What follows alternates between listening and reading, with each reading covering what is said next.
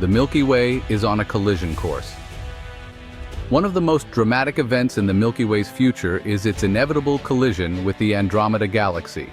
Andromeda, our closest galactic neighbor, is currently hurtling toward the Milky Way at a speed of about 250,000 miles per hour. Although this might sound alarming, there's no need to panic. This galactic collision is expected to occur in about 4.5 billion years. When these two spiral galaxies collide, they will merge to form a new, larger galaxy, which some scientists have already named Milkomeda. Interestingly, despite the massive scale of this collision, individual stars within the galaxies are unlikely to collide due to the vast distances between them.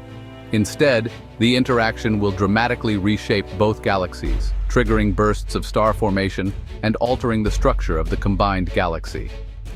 The Milky Way-Andromeda collision is a reminder that our galaxy is not a static entity, but is constantly evolving and interacting with its cosmic environment.